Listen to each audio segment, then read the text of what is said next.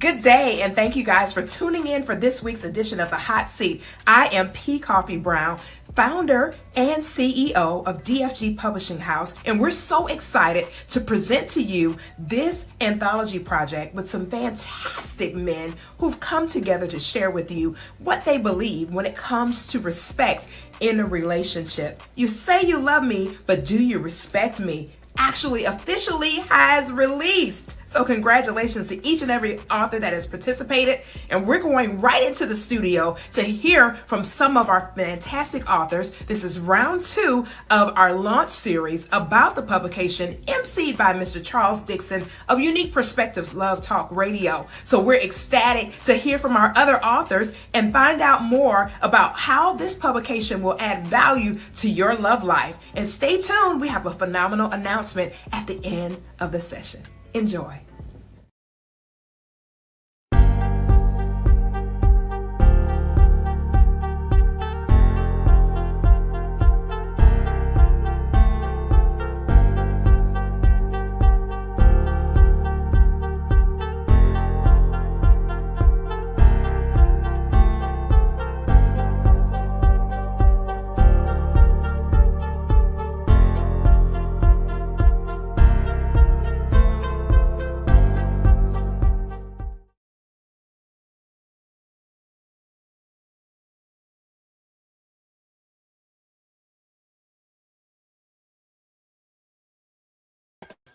All right. Is that good? All right. Good evening, everybody. Just checking in. Wonderful time to be, we released this book after so much hard work and earnest effort. Pleased that you guys are here for round 2 of our pre-release launch party. Today is the day the book has launched. And we are here to just, chop it up with some of the fellas. We're going to, get into some details, get into the minds of some of the authors, ask some of the key questions. I know everyone loves to, hear the heart of man and what makes us our weird ways tick. But anyway, no, I hope this thing that we've assembled for you guys will honestly be a blessing and will be able to add some value to your life, some insight to some things that maybe you have not. You maybe had some, misunderstandings about as it pertains to what really matters to a man. So that being said, I'm going to bring in the fellas so we can get this thing going. All right. How's everybody doing on this evening? I think some of you all are on mute. Y'all on mute, yeah. Man, we're doing great, man. Doing good. Doing well. All right. Good to see you, my brothers. Yeah, good to see everybody. Yes, all it right. is. First things first, I will say a huge congratulations is in order for each and every last one of you. I understand how hard it is to kind of formulate something and put it together, let alone make them kind of all coincide together to mean something impactful. So, and to get men together, that I have to say that again, to get men on the same page to complete something together is paramount. So I wanted to tell all you guys congratulations for seeing the book through and completing it. Even though we've all lended our hands in a chapter, but I don't know about you, but even at the beginning when we were told, oh, you write this many and this many lines, at that point you got a little intimidated, like, oh, finish this or not. Anyway, we got through it and it worked out fine, and that was that. Now, before I get into the whole evening as it stands, I wanted to bring up a point on this same subject, like a bell rung off in my head today. And I said to myself, here we are, each of us have put in our thoughts on our respective chapters. P. Koffe has set this template out for us to kind of peel back the layers of respect from a male perspective. But what I thought about when I was thinking about all of this earlier today? I said, we done did all of this work. And at the end of the day, most women that I have noticed, women when it all gets down to it, women just really want to see, what drives their respect is results and your commitment to consistency. Results, and that's fueled by our action, the commitment to our consistency. And I came up with that because I was thinking about, I said we always spend a lot of time as men trying to make sure we are either looking the par, we presenting the par, we've done this, we've checked off all of these things in our life that we feel is going to warrant us respect.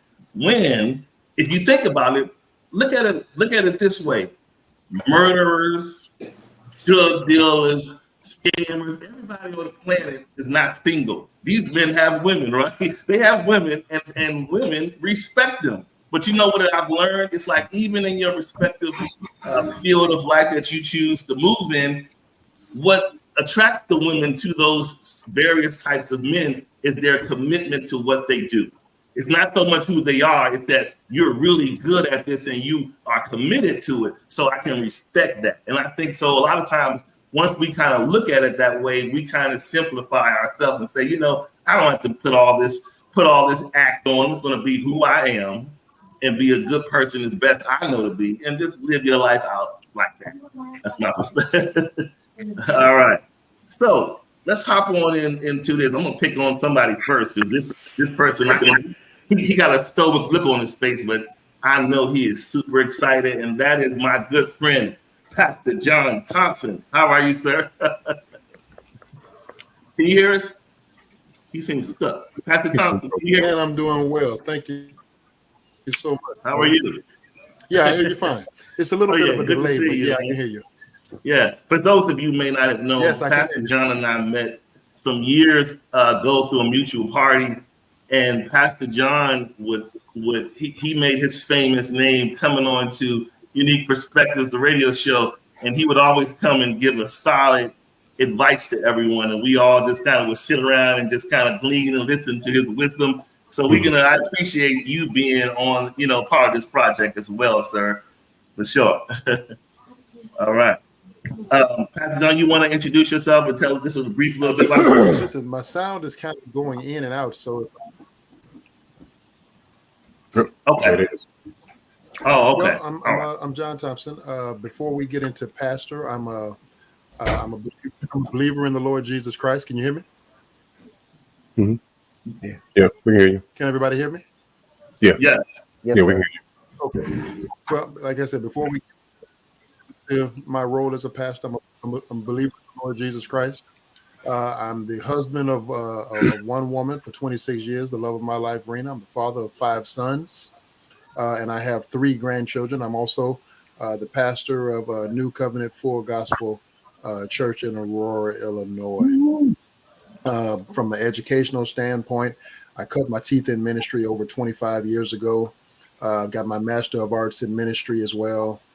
I've been doing this for quite a while. Pastoral counseling, premarital counseling, postmarital counseling, intramarital counseling, and things like that as well. So it's been quite a road. Good stuff. All right. So Pastor Thompson, when you got this call to do this book and you were given your chapter, what came to mind?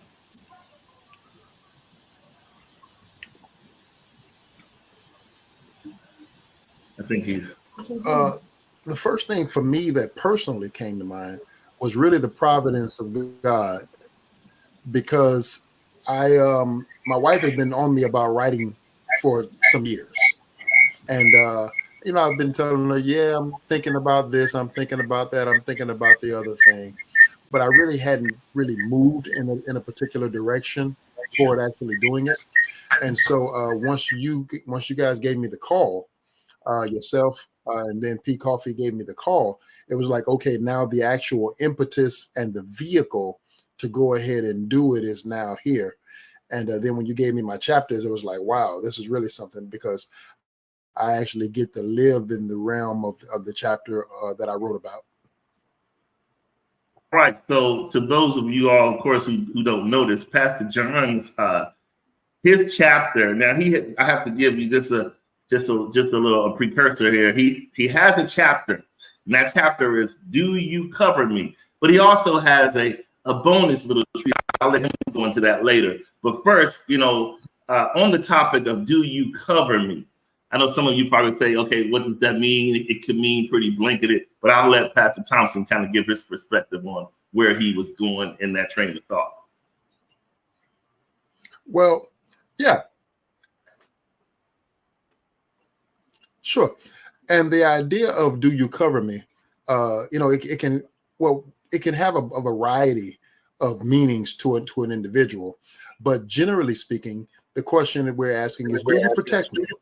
Do you shelter me? Do you look out for me during times when I need to be looked out for? Now, in the book, without going into great detail, there are a few areas where I believe it is the wife's role to protect her husband. Not in every area, but in some areas. And so we list some of those areas out in the book, places where the wife can actually be the protector of her husband. And that's important because we oftentimes just think of the husband as being the protector of the wife. But she needs to protect you also. It becomes a reciprocal thing. And so there are some areas that we list out in the book where the wife is actually empowered to be a protector of her husband as well. And we're hoping to try to help women and men live those truths out in their actual lives. All right. Great stuff. That's awesome. Once again, sir, appreciate your participation in this wonderful project. And I'm sure once people open up and take a read of what you created, they're going to be blessed. Appreciate that. All right. Now, next up. I hope so as well. Yes. All right. So next up, my good friend, Mr. Darren Baker. How are you, sir? Afternoon, gentlemen. Afternoon. How y'all doing today? All right. Hey, Darren, just tell the people a little bit about who you are, and let's go from there, and we can dig on into this. This is my name is Darren Baker. I live in Houston, Texas. I am a model by night. I work IT by day. Yes. This is my second book with Miss Koffe Brown. I thank Miss Koffe for allowing me to be a part of this great group. I was listening to some of the other commentators, had me thinking about what I'm going to say when it was my turn. Y'all some deep brothers out there, deep brothers. Yeah, good stuff. So Darren, you wrote about consistency counts for something. So when you heard that, where did your mind go in terms of, approaching it? Actually, it's a pretty easy subject based on some of the other ones that's going on out there. But we all have consistency in our lives. It's just where we choose to apply it the most. Yes. Good stuff, man. Go ahead. I'm sorry. No, I was just saying, I was thinking about stuff today. I was like, you brush your teeth consistently every day, don't you? Yeah. You take a bath every day. We hope you take a bath every day. Those are things that you do consistently. But when it applies to women, it's a little bit different. They're looking for a little bit something different. They want the consistency. They want it every day, but it's how you apply it and I guess how they see it when you give it. So, Well, I guess it's a couple of ways you can look at it because it's like, so when I first saw this chapter, my thoughts were, okay, so what? Because I tried to kind of think from, I guess, the way Koffe was trying to get us to illustrate it. And so I wasn't quite sure, but I'm thinking when it came to consistency counting for something as it pertains to respect, I thought of it like, okay, I'm doing all of this great stuff and I'm being consistent. Can I at least get the respect? That's the way I kind of came at it initially. So I wasn't sure the angle that he was trying to hit with it, but I'm totally with you when in cases, there are cases where we men try to feel like we are checking off all the boxes and being that person that you can count on. So you kind of want to feel like, maybe you're not just saying spray on the wall that I appreciate you, but you kind of want to feel like that means something. You understand what I'm saying? Yeah. Exactly. Yeah. It almost hurts when you think you're doing what you're supposed to be doing and they're not looking for it to be what they want it to be. But you know what, Darren, what's so interesting about that? I have learned, and I almost don't even want to say it this way, but I have learned that by default, sometimes I've seen men and even myself, when we do the opposite of that, it opens up a portal of challenge for the woman. And as opposed to you being Mr. Predictable, now you're the problem child that she has to somehow figure out to get you to, come into conform, that sort of thing. And so it becomes a mission to say, oh, Darren doesn't act like this one and that one. So what's his problem? Let me figure out what makes him tick. And it becomes that driving thing. And you hate to look at it that, why do I have to be mystical to be understood? Why can't I just be straightforward and let you know, hey, I'm just a regular guy. I don't want to turn into Clark Kent or Superman to get your attention. But, sometimes that's what it seems like, Well, some things that we do with one woman doesn't work, but the same thing we do with the other woman works exactly right for them. Wow. Good stuff. That's perfect, man. Oh, man.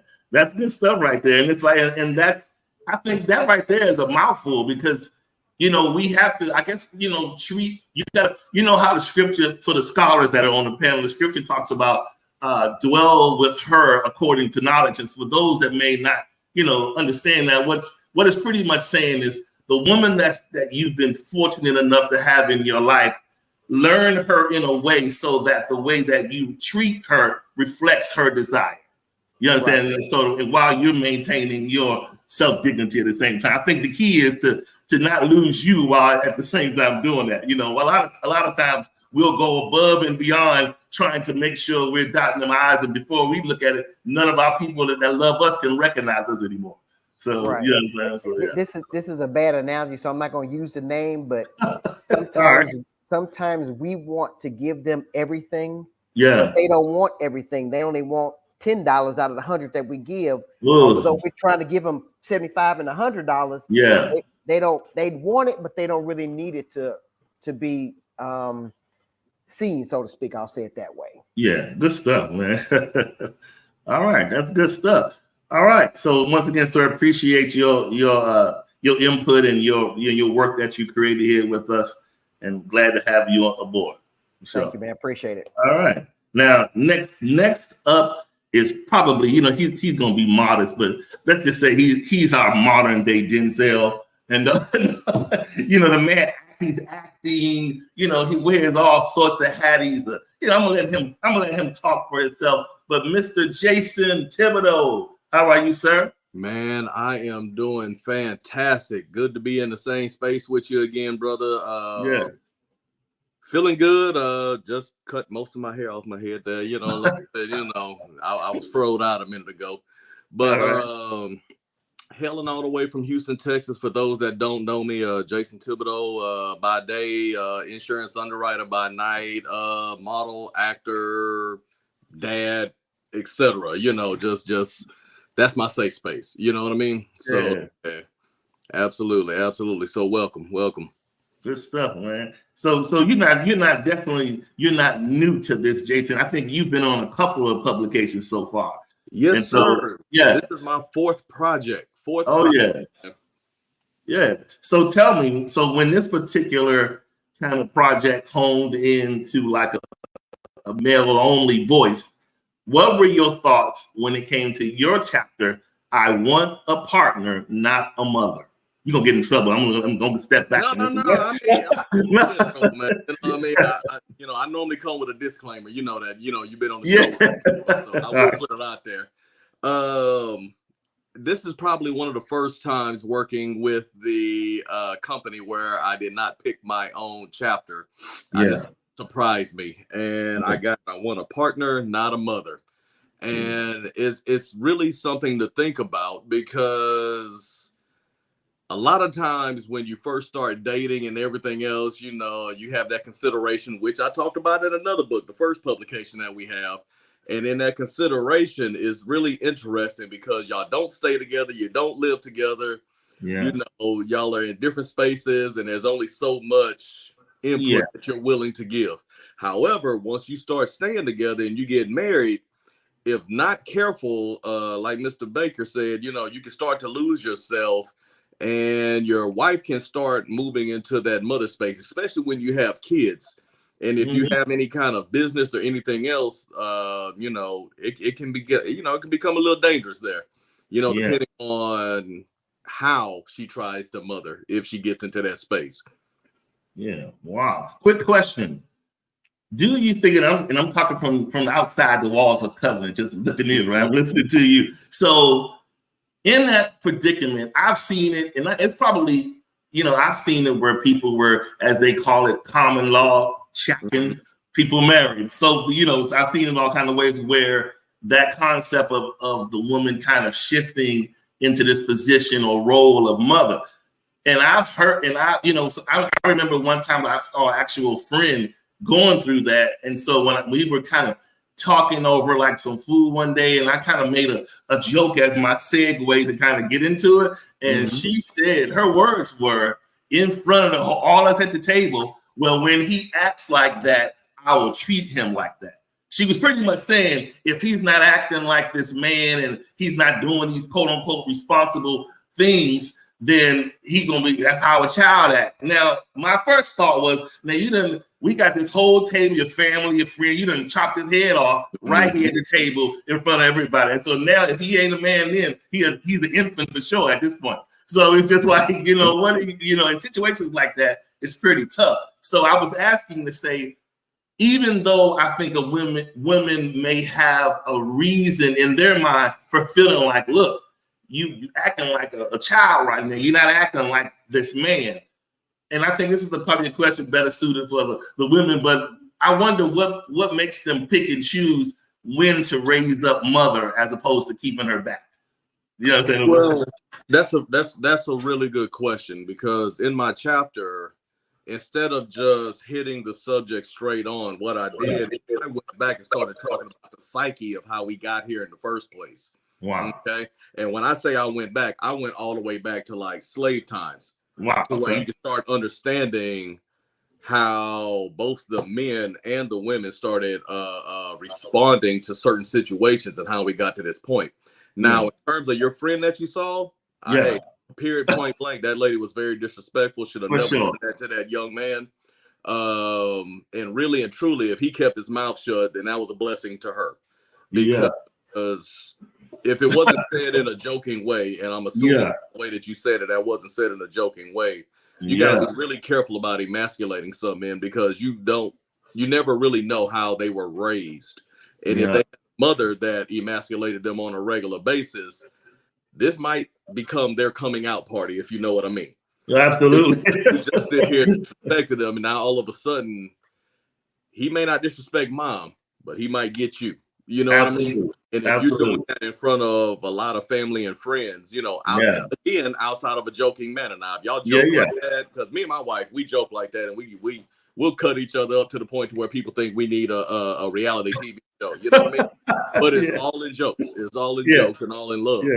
Yeah. But if you're actually cutting somebody down like that, I mean, you might want to reevaluate your relationship, because there's probably a major lack of respect right there. And if that's the case, you might need to assess what it is you're dealing with. You hit it right on the head, the nail on the head. That's my version. Yeah. That's good stuff. I mean, like you said, I guess you're right. But you're right. I just think that somewhere along the line, I feel like once respect gets to a point where it gets that blatant, where like, because it wasn't a joke. It was very like awkward. It was like she was angry. It was awkward. But I said to myself, what hasn't happened in private that needed to spill over in public? Like, were you guys not talking? Were you not expressing these things about, or was he not telling her, you know, in behind the doors, look, I don't like it when you do this. I'm just letting you know this is, you know, this is unacceptable, whatever the case. He's apparently been quiet about it. So I guess it's just, you know, she didn't, sometimes silence doesn't, when us men sometimes are silent, and when we don't join the club that we're being invited to in the ring, we get the default of that treatment sometimes, you know? Well, let's just be honest with each other. In that situation, no matter how he would have reacted, he's in a lose-lose situation. And that's where you have to be careful. Okay. Yeah. I'm trying to choose my words wisely. But when you put somebody in a lose-lose situation, you never Yeah. know how they're going to respond. Now, my Yeah. question is, what would have happened if he'd have had a response and done the same thing to her? Would That's she it. still keep that same amount of accountability that he did?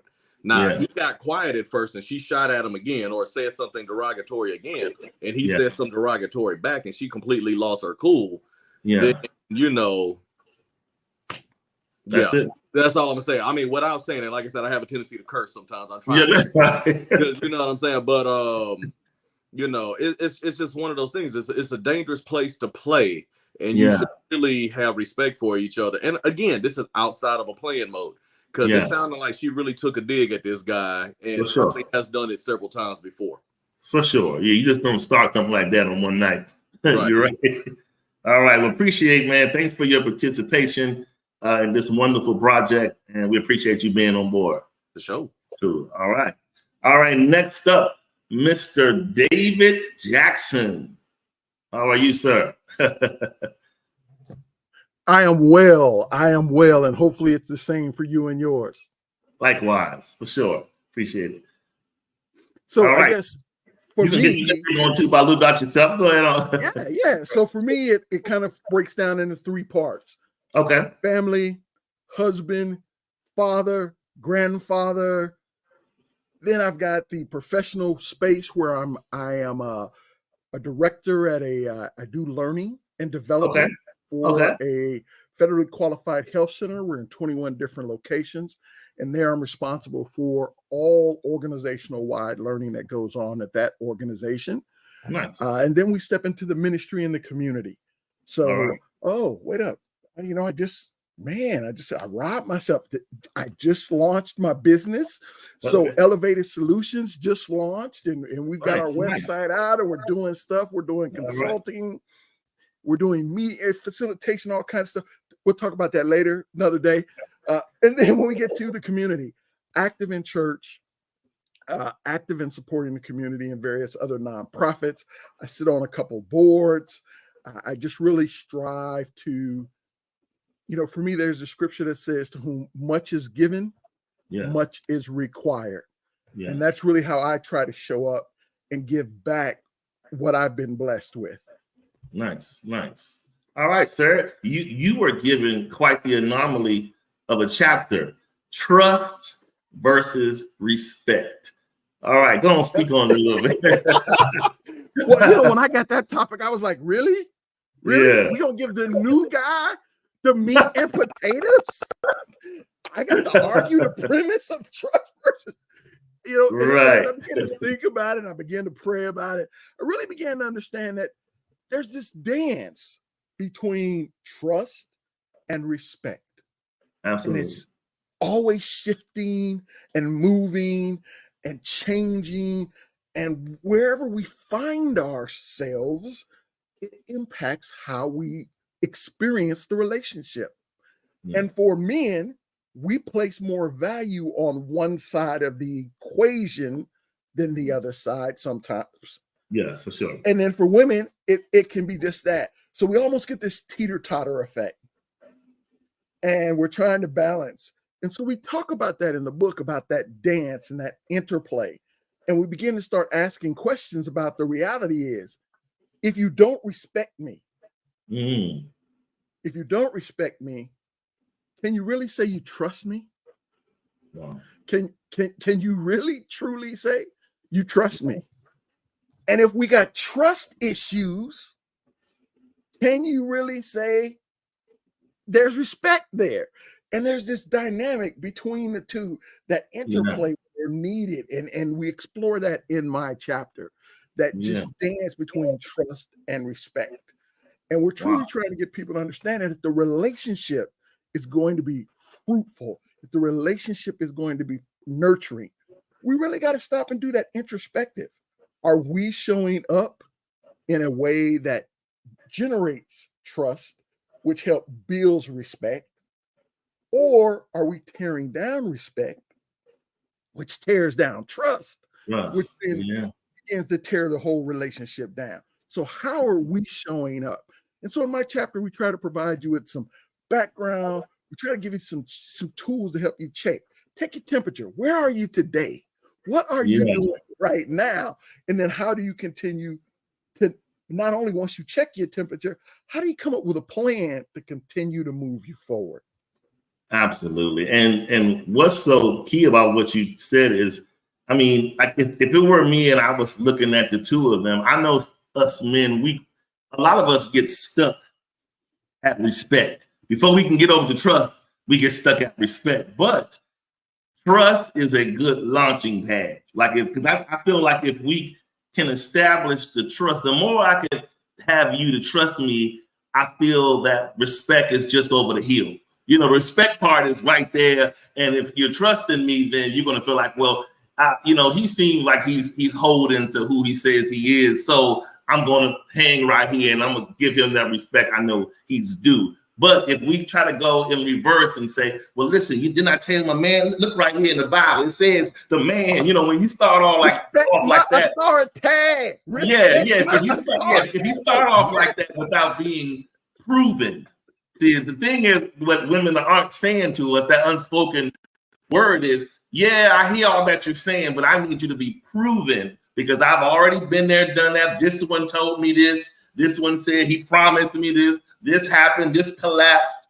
So for you, and sometimes, I have to admit, sometimes I have taken issue in the past where I may have entertained a relationship where it was not only was it blatantly apparent, but the person had just outright told me that they were hurt in a previous relationship or something like that happened. So from my perspective, I would get hung up on the part of, all right, so your healing is your responsibility. Like, okay, I'm meeting you, but I'm not coming into this as Dr. Phil. That's your responsibility to heal yourself. And so the person would always try to call on me for a certain level of empathy that I struggled with because I felt like, listen, like I had to get myself together. You got to get yourself together. You understand that? But the person was saying, yeah, but if I'm in your world, then it's for you. Why can't you just do this, that, and I struggled with that for a minute until I just kind of had to change my perspective. But, it's kind of tough because you kind of feel like you are inheriting someone else's unspoken and unbroken issue that wasn't yours. So it's all a matter of how you look at it and go from there. But definitely the trust. Yeah. And then if you think about it, you also have to stop and think about, and I don't want to get all neuroscience-y and all that other stuff, but you got to think about where we come from as men. Yeah. From the very beginning of our journey, we are on a very different journey than our female counterparts. So we start out 3, 4, 5 years old. We fall down. And when we fall down, after a certain point, ain't nobody coming to kiss them boo-boos. Yeah, that's Matter it. of fact, people look at you and be like, get up. Ain't nothing wrong with you. Get yourself up. And so we get to and then the games we play. We play games where it's, I got to be on top of the pile. I got to be number one. So there's this pressure that says respect is earned by virtue of my position and my authority. And I get that sometimes through how I show up in my manliness versus taking a moment to say, well, if I truly want, and for our ladies, it's a different journey because they are going on that emotional journey. And when they fall, they get that hug and, oh, let me pick you up. And they get that comforting. And so they react from a different place. And so when we come into confrontation, sometimes I'm showing up with respect me because I've earned through my struggle, through my bruises, through all the things that I've done. I've earned this level of respect. Correct. And they are coming from it from a standpoint of, I need to trust you to know that in my soft places and in my vulnerable places, you're going to watch over me, protect me, those things. And that's where the conflict can come in. And so we come in, trust me. They come in like, I want to trust you. But in this moment of vulnerability, I need you to demonstrate it. And we're standing there like, no. I'm not doing all that. Yeah. I'm the man. You're right. That's some My growth. Lord. Yeah. Yeah, that's some growth. That's when we get Only to. the That's when we dynamic. know we get to a place of growth. When we get to that point where Exactly. we can embrace it that way. Yeah, for sure. Exactly. Well, I appreciate you, sir. Appreciate your participation in this. Good. It seems like it's going to be an awesome read. And just as of the other ones, man, this is amazing. And thanks for being on board. Appreciate it. That's my pleasure. And I've learned so much from working with each and every one of you. All right. Appreciate it. All right. Next up, Mr. Gregory Bloomfield. How are you, sir? I'm good, man. How you doing? Shout out to all the brothers on this project, and shout out to DFG and Koffe Brown for allowing me to be part of this. Thank you. Yes. All right. So you tell the folks a little bit about yourself, and then we can go right on into it. Sure. Gregory Bloomfield. I am a CPA. I live in Massachusetts. I work for an amazing firm. I also have my own tax and bookkeeping practice, and I serve as an elder at my church here in Massachusetts. Shout out to Attleboro Seventh-day Adventist Church. And so I'm a speaker, musician. I play the saxophone, and this is my fourth book. My third with DFG. Okay. I just came back from a book tour in England.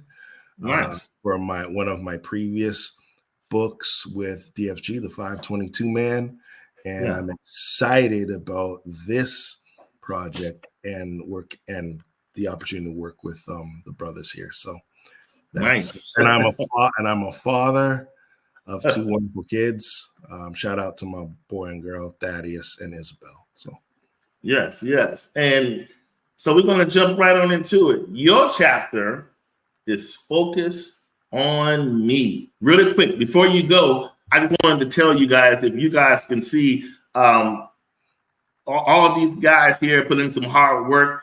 When you get a chance right now, you can go to Amazon and download the ebooks for just 99 cents. If you go to Amazon, you can download the ebooks for 99 cents. Of course, we're going to give you your autographed copies, and you can get your other copies. But if you can, take advantage of that while you can, so that you don't have to wait for your book. You can get it's only $1.99. You can get a free read before the actual book hits you.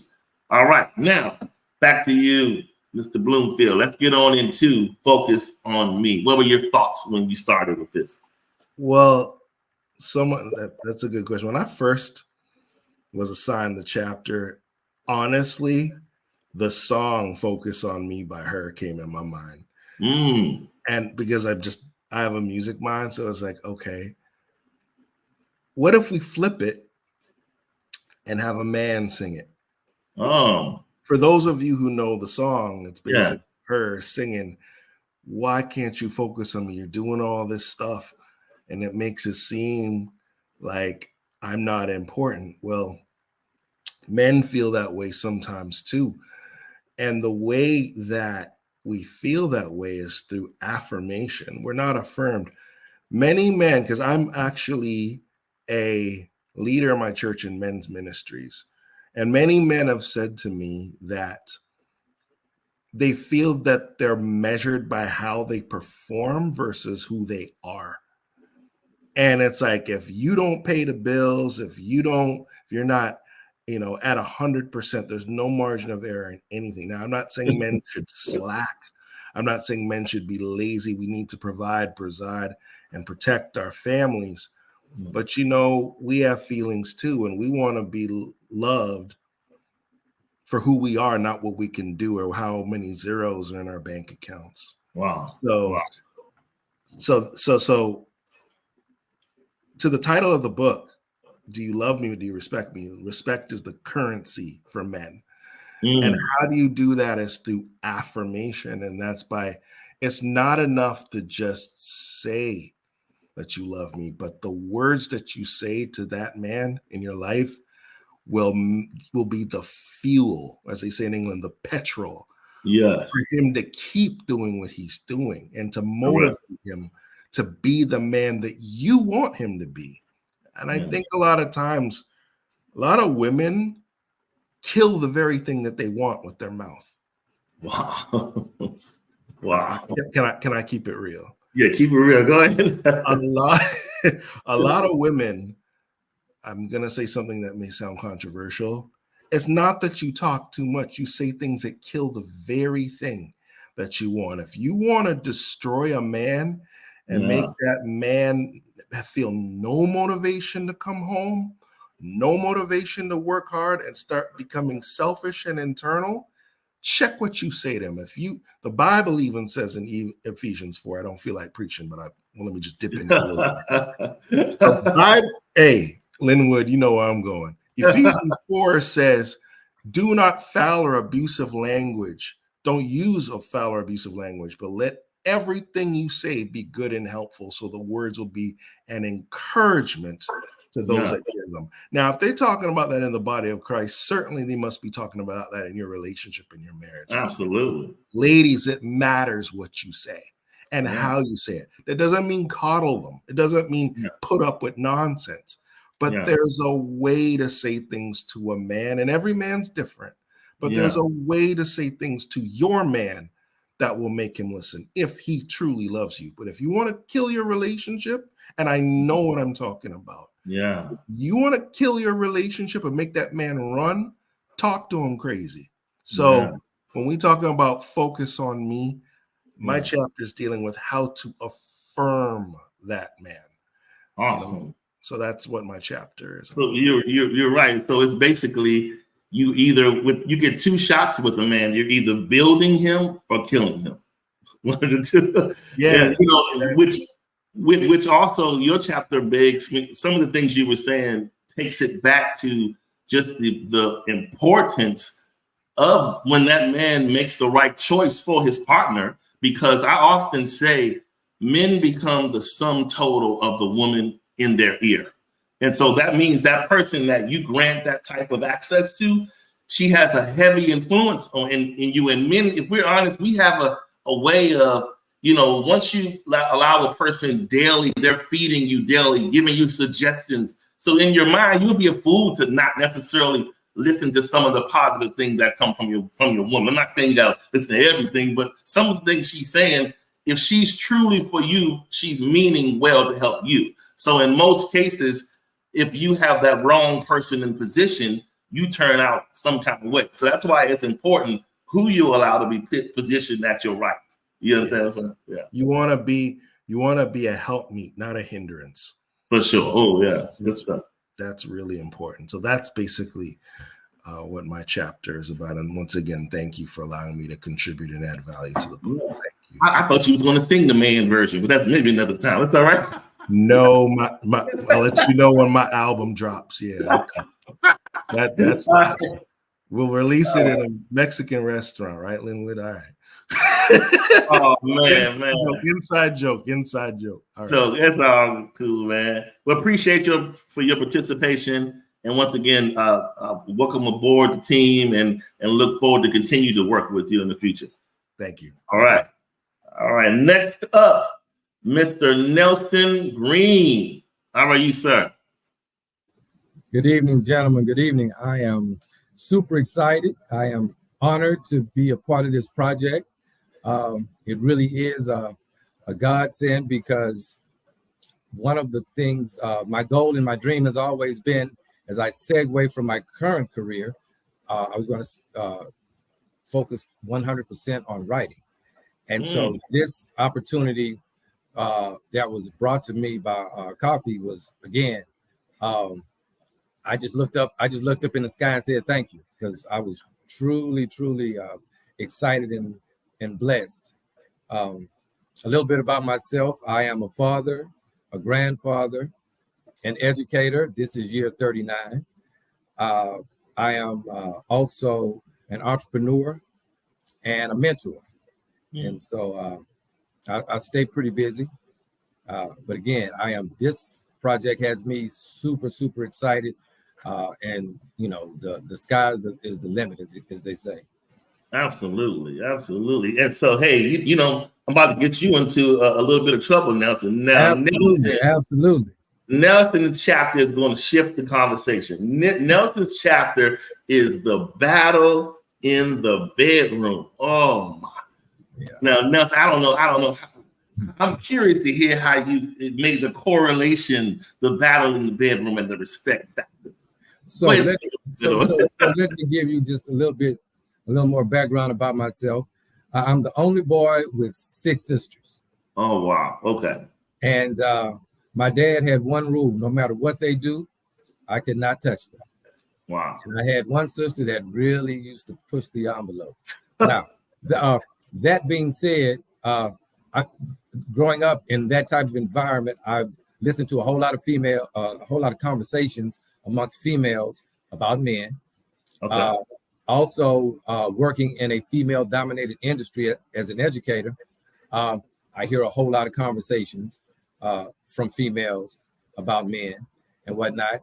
And they have some interesting views, some of them, on how they should treat us or how they look at us. So when I look at respect and how it's linked to the bedroom, it's actually ties in perfectly, because what I wanted to do is have a conversation. You know, far too often, men and women, they talk at each other as opposed to talking to each other. And so I wanted to have a conversation in which there was no animosity, there was no barbs being thrown back and forth, but a down-to-earth, real conversation about how men feel when women do certain things. Okay. Now,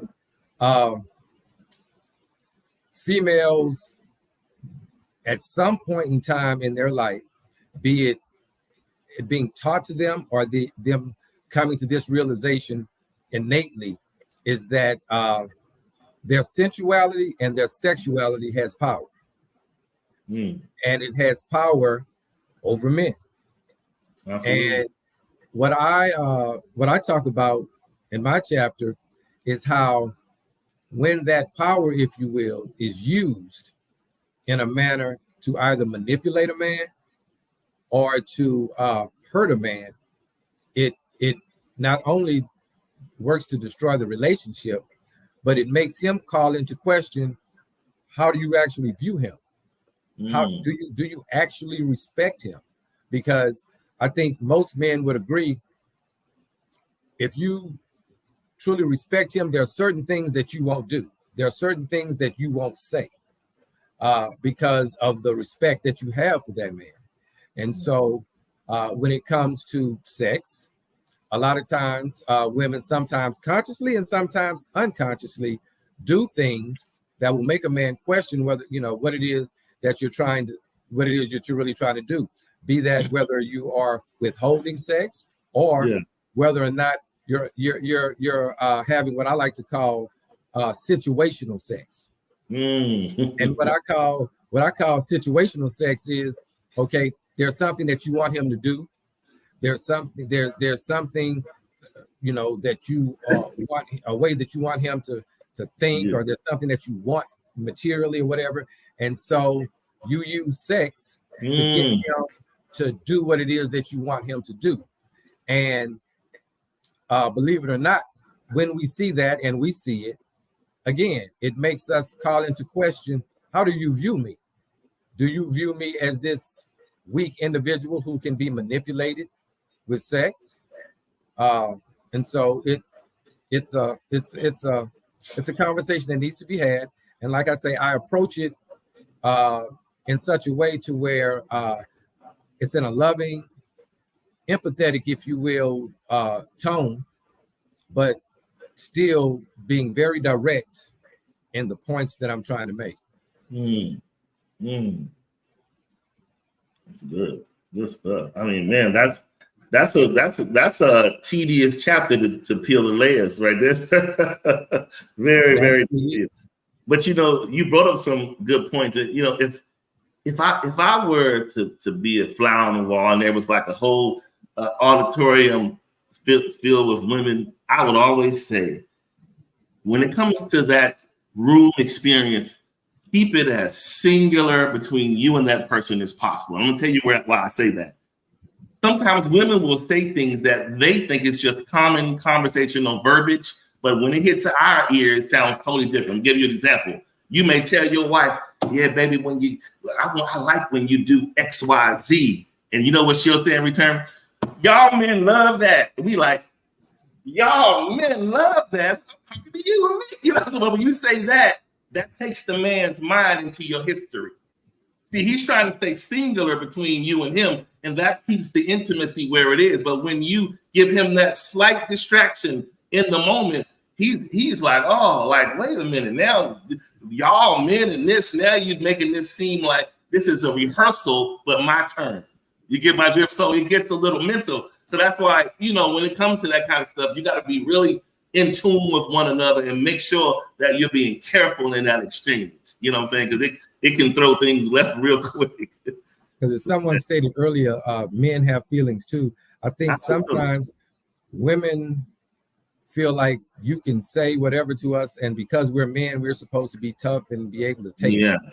And while most of us were probably raised to have thick skin, if you will. Again, especially things that come from someone who says they love us. Yeah, those things have a profound effect on us and make us begin to think and question things in our own mind. And absolutely. So again, it's not to chastise women, but just to give them something to think about as they move within their relationships as it relates to intimacy. Yeah, wow. Man, that's some good stuff. Yeah. Before I move on to the next one, did anybody have any comments on there you guys want to express off of that? All right. So Nelson, once again, like everyone else, man, we appreciate your participation. Appreciate you giving such a great and powerful input into such a kind of like a tedious subject, but it's need to be tackled. So appreciate it and welcome aboard and glad to be working with you. Glad to be aboard. Yeah. All right. Next up. Oh, this is easy. This is one of my longtime friends of at least probably 30 years here, probably. So I'm aging myself, but me and Mr. Adam Ford, we go way back. We met at work years ago in a law firm space. He and I met there, and we've been tight compadres ever since. Hey, Adam, I'll let you go ahead and tell us about yourself, and then we can tap into it. Okay. Well, my name is Adam Ford, and I hail from Washington, D.C., Maryland, Prince George's County, but I'm currently living in right outside of Chicago, Illinois, in Elgin, Illinois. And I serve alongside Pastor John. That's my brother.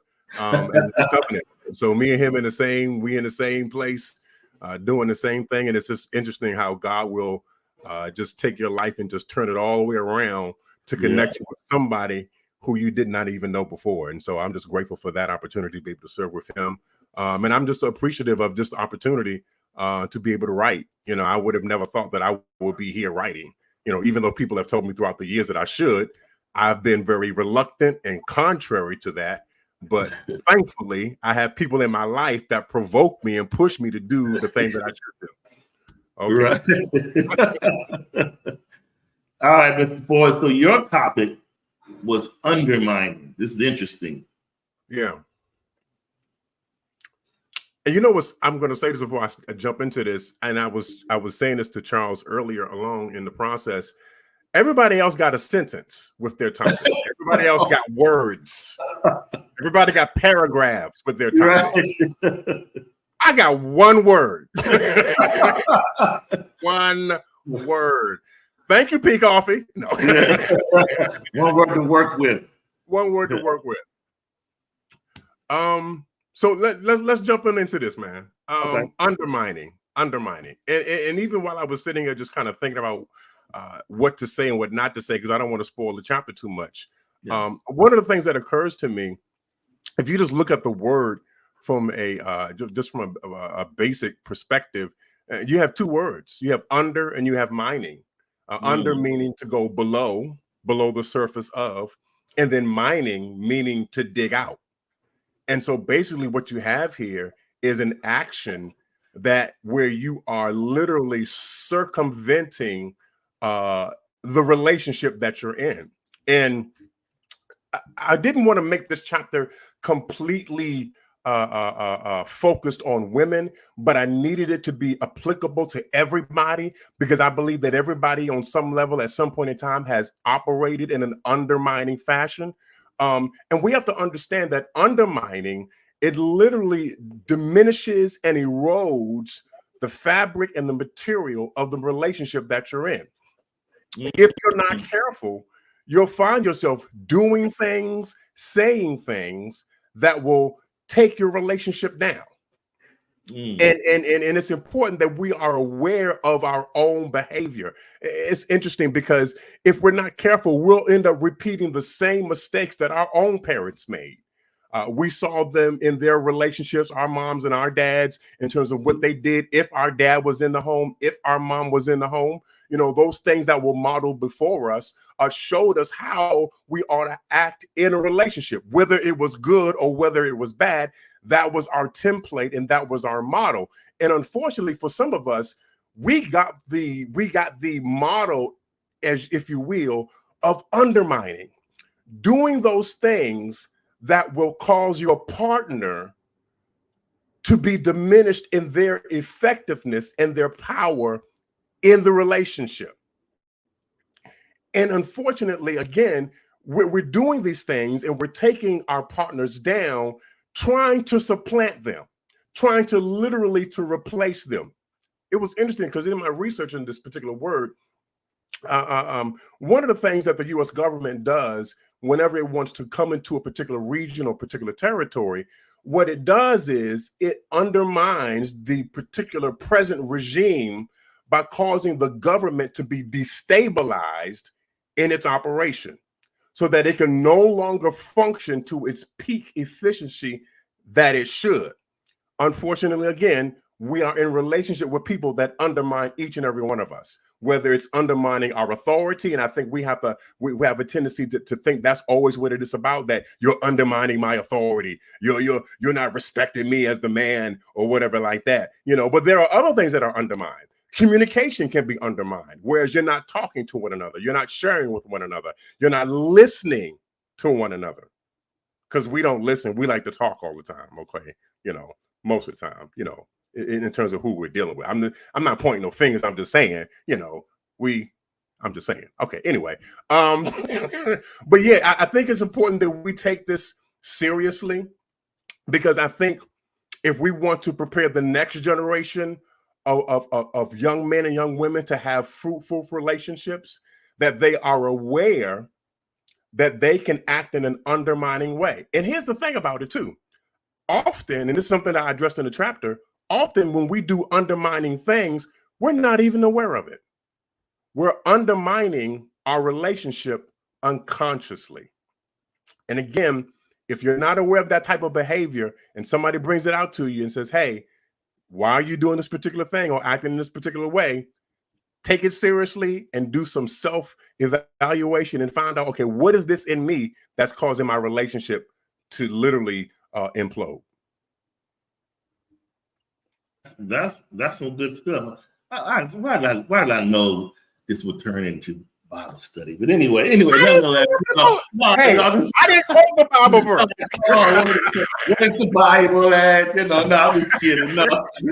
I wanted to quote it, but it got taken off the table. I didn't quote the Bible verse. No, I'm kidding. No, seriously, undermining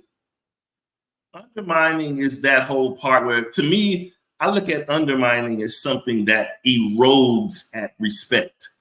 Someone could be, and if you're not conscious of it, but you're doing it with, you know, I know one would argue to say, oh, you know, when you're undermining someone, but someone may call their normal dysfunctional behavior just their normal behavior. And for their perspective, they're not meaning to do it. But if you voice it as undermining and it continues, that's what it is undermining. And so it can turn something real easy into something where it's just like, okay, what's happening here? And the next thing you know, the respect is non-existent. Right, because it's something that you become accustomed to. You've seen it practiced before you when you were a child, when you were with your family, your parents. They modeled this type of behavior before you. So you walk into present day relationships thinking that it's okay because it's normal. It's normalized before you. But the reality is we don't realize this is abnormal behavior. I shouldn't be sitting here trying to undermine my husband. I should be trying to support him. I shouldn't be sitting here trying to undercut my wife. I should be trying to support her. But because we haven't had proper examples as to how our relationship dynamics ought to work, we walk into relationships ready to undercut the next person who comes along. Yeah.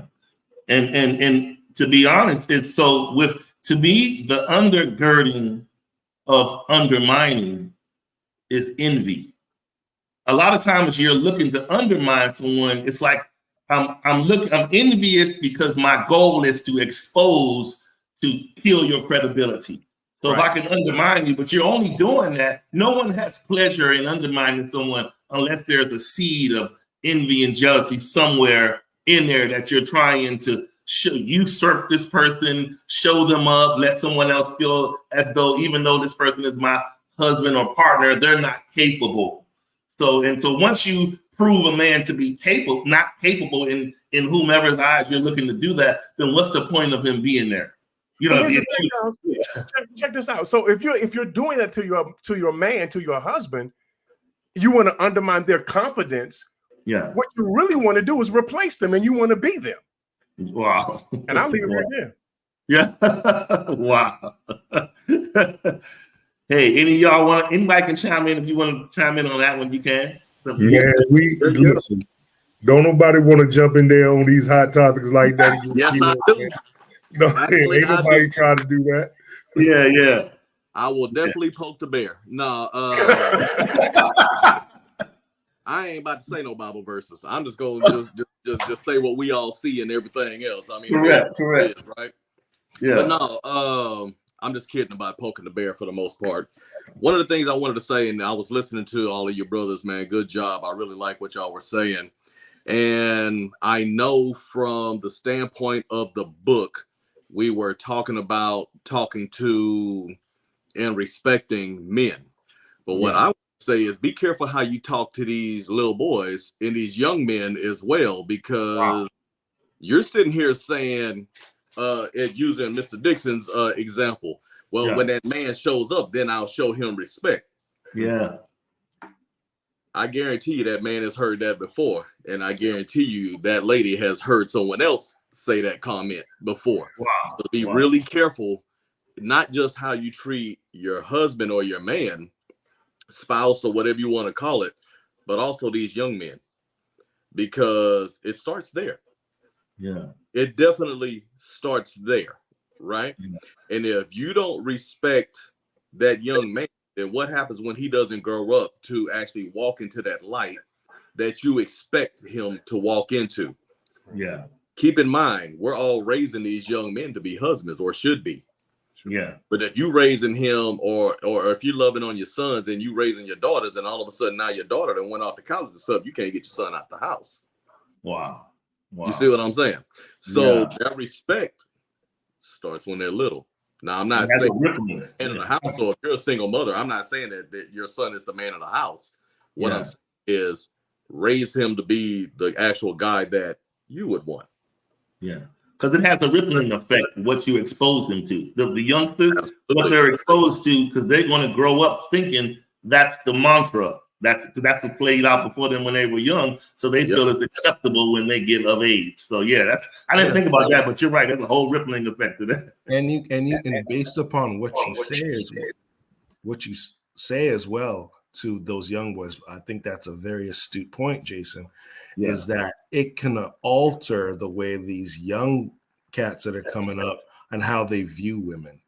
So if I've too many times I've seen mothers that are angry at the father of their children, and the son look just like their father. Wow. And they say things like, "You no good like your daddy." Yeah. They're completely cantankerous with their sons, and they end up becoming misogynistic. And therefore, when they get into relationships, they take out that anger because they couldn't take it out on their mama, but they'll take it out on their girlfriend. They'll take it out on their fiance. So you're setting up, you're setting up bad husbands and bad relationships. Wow. I just want to piggyback off what you guys are saying. And Jason, I'm probably going to poke the bear. Because being an educator, I'm around our youth because we talk about, you touched on how we talk to our young men and whatnot.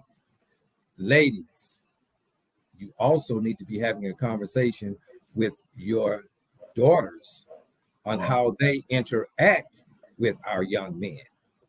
Because some of the same things that we've talked about, our young men hear from mothers or adult women, they're hearing it from their female peers, and their female peers are hearing it from their mothers.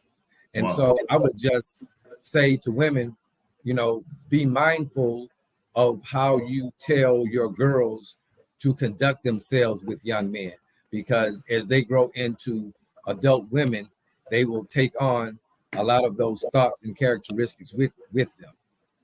Amen. And I didn't mention it earlier. My wife is actually an elementary school teacher.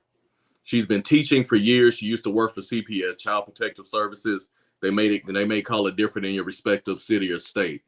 She used to work there before she became a teacher. I've also had the luxury of being able to mentor high school boys. So everything you just said is 100% correct, and I've seen both sides of it tenfold. I've seen where we'll have our meetups with the young men, and the young man and the mom may have had it out at either leading up to our meeting over the weekend, from school during the week, or on the way to the church. And there'll be times walking down that hallway, you can hear the disrespect. And if they have a daughter, it's funny, or a sister, if you know what I'm saying, the young man has a sister. At times you can hear that sister getting on him just like the mom does and everything else. And as soon as he tries to raise his voice or take up for himself, now he got to fight 2 ladies or 3 ladies or whatever. As opposed to, just being disciplined if he actually did make a mistake. So yes, what you just said is 100% correct, especially going through the school systems and stuff. Because I've even seen teachers that will sit there and ride down on these young men and then give these ladies a break. And that's just not right. Wow. Good stuff, man. Y'all appreciate your input there, both of y'all. All right. Now, let's say, listen, he has been patiently sitting there. He's waiting like, I can't wait. Now let's check. Next up, Mr. Linwood Bill. How are you, sir? Y'all saved the renegade for last, huh? Yeah. Right. Man, I'm excited about this. This is my first published work. Nice. And I thank God for Koffe extending the invitation for me to work with you brothers, man. I've enjoyed the process, but I actually thought Koffe loved me until I got the chapter. Yeah. Oh my God. When I got the title of the chapter, man, and I was actually sitting right where I'm sitting now, and I just looked back toward my bedroom where my wife was, and I looked at the phone again, and I said, "She can't be serious." Wow. She can't be serious. I thought she loved me and my wife and wanted us to stay together, but when I saw the topic. I saw the topic, I had to wonder. It's what for y'all are wondering. Mr. Linwood's chapter is just ask, don't nag. Oh man, just ask, don't nag. What were your thoughts? Oh man, first let me tell the people that I love what I do here in Detroit. I am the pastor of the Believers International Detroit Church. And I enjoy fully what we do for Christ here on the local level. I am a husband, I am a father, I'm a grandfather, and one thing for sure and 2 for certain, I am a man. Amen. And I've been a man the entire 49 years that I've been here on this earth, and I have seen and gone through experiences where the nag and the ask look very similar, but they are very much different. Wow. And the one thing, and I'm going to keep it real short, the one thing that I want every woman and every man listening to understand about a nag says this, that whatever you have going on is more important than what I have going on. Wow. Whatever you have going on supersedes what it is that I have going on. There's one thing to show me that you love me by making a plate. It's one thing that you show me that you love me by keeping the environment that we stay in clean and calm. It's another thing for you to show me that you love me by hanging the shirt exactly where I would go to look for it. But it's a horse of a different color for you to disregard every other thing that I have going on in my life to get a light bulb change or the trash taken out. Wow. It's a horse of a different color to just disregard the fact that I have full-time ministry, I have full-time work, I'm a full-time husband, a full-time father, and a full-time person who needs rest, relaxation, and watch this, resolve in my life. And then you come to me with something that you've already made a request for that I just have not gotten to. I did not forget. Yeah. I did not put it on the back burner. I did not say, look at my wife putting eyes in the comments, y'all. I did not say that it was not important. And listen, fella, this how y'all look. I thought y'all loved me too, and was my brother. Y'all set me up last, and I want to have a good Tuesday night at the end of the night. Amen, somebody. And listen, y'all put me last. Y'all put me last, and then gonna close this space and say, now go to bed with her. but listen, on a serious note, here it is. Yeah. Here it is. Consideration to a man says love. If you can consider me, if you can consider all that I go through, watch this. We in a space where we got to be honest. When you can consider Thibodeau, watch this, man. All that I have to go through in the world. Yeah. And all this consideration I get in the world in being a black man, when I come home, could you at least consider the fact that my day started a couple hours before yours and typically has gone longer than yours because of the needs that I need to meet to so many different people in my life? It's not that your ask is not important. Wow. Watch this. But is your ass worth the inconsideration that it takes to bring it up again? Wow. And that's where I'll close, guys. Hey, nagging. I mean, just that's significant. Just as don't nag. I view the nagging perspective.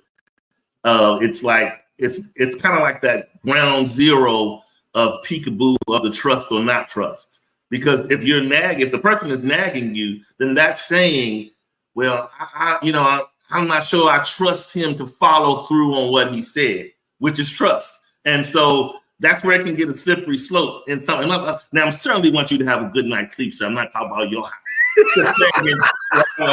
But in general, sometimes when the nagging starts, there is a seed of distrust of the follow through. So the nag is the gentle reminder. But I think from the female side, I don't think they realize that. But to us, if we take a deep look at it, it's like, so you don't have confidence that I'm going to do it? You don't trust me to do it? And then most women will tell you in a minute, well, on September this, you didn't do it. In June, you didn't. They got a whole list to tell you what you didn't do because they own it. So we got to be on it. See, this is another point that I'll make to that point.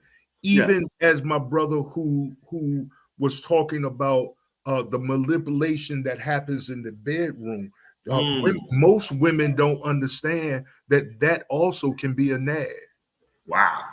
Because when anything that is going to draw my attention away from what my focus is on now, yeah, and when you're using the curves and contours and the delicacies of your body to distract me from what is in the moment important, then that can in turn be a nag. I need every sister here to understand that. Listen, because you want to use that in the moment, not necessarily because you desire me, but because you desire to take me away from what's important to me at the time. Yes. You have no consideration of what I'm dealing with, what I'm going through, what I need to address. And watch this. You have no consideration sometimes of what it takes to provide for you. Wow. Because listen, it is not an easy thing. I don't want anyone to be misled.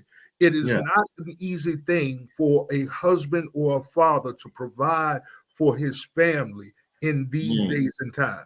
Absolutely. I don't think none of us on this platform right now can say that I can just walk away from everything and rest upon my nest egg that I have built, rest upon my accounts, rest upon my investments, and we're going to be solid for the rest of our life. It's just not our reality.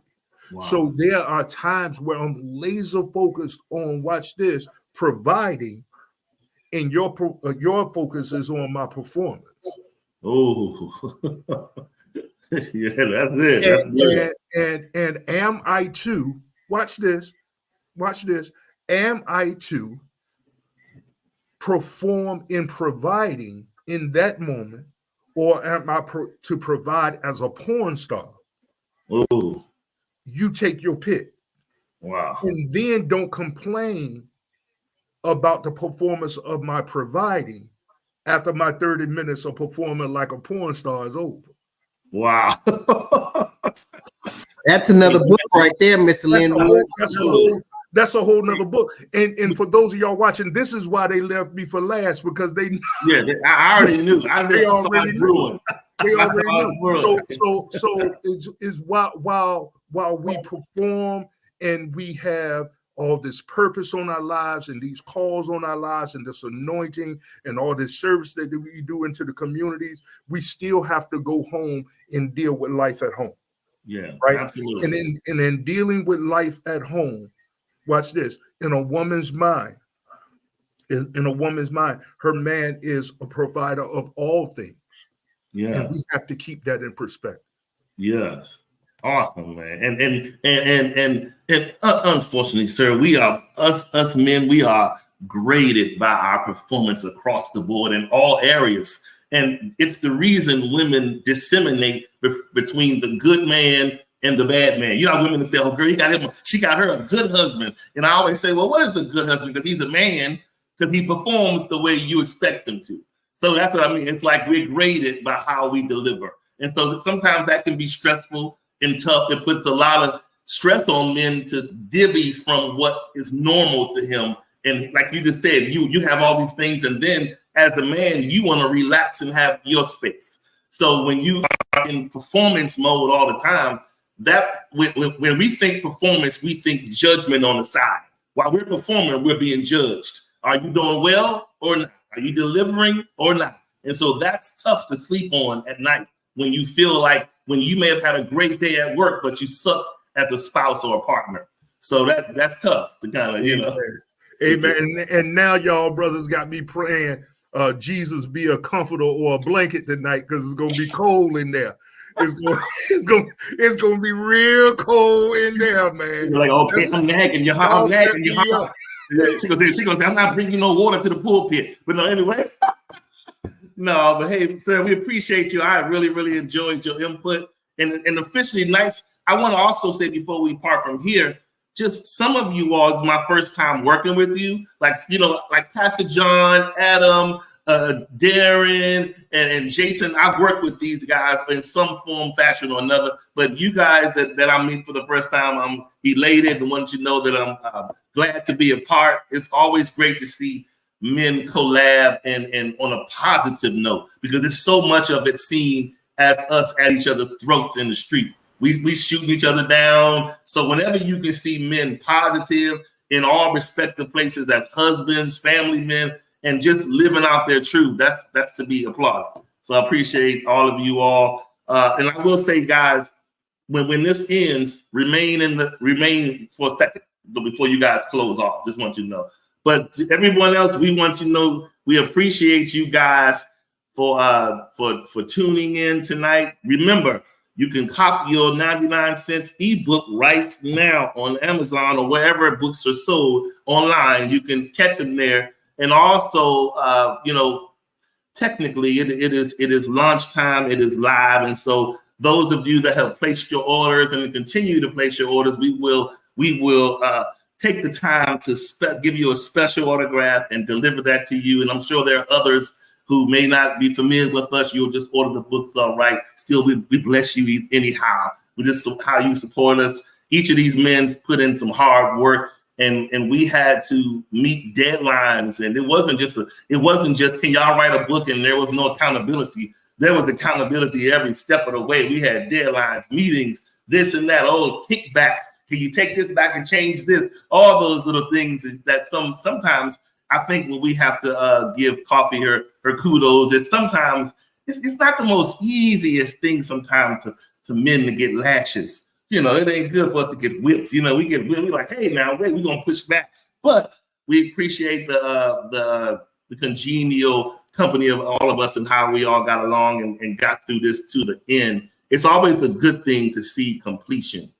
So I'll say that, So remember, guys, we will, even though we're stopping here, I'll drop a nugget that throughout the week, keep an eye out, because throughout the end of this week, there may be some random pop-ups where I may have two guys one day, three guys, and we might have a little more of an intimate setting. It may be during the day, it may be at nighttime, but you'll see it. I'm going to catch on some of the guys and try to see if I can catch their schedules, and it won't be anything long and drawn out. But as the book releases, we want to kind of live with it a little while together to make sure we're giving the book its just due. So thanks again to everybody. Thanks for tuning in. And Koffe, we can go ahead on and sign off. And guys, you guys can just hold for 1 second. And appreciate you guys for supporting us and listening in tonight. Have a blessed evening. All right, y'all can come off mute now. I believe. I think we still got alive. Oh my goodness.